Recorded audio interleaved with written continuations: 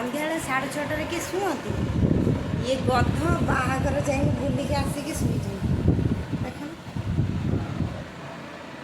ଶୋଇଛନ୍ତି ଗଧ ଗଧ।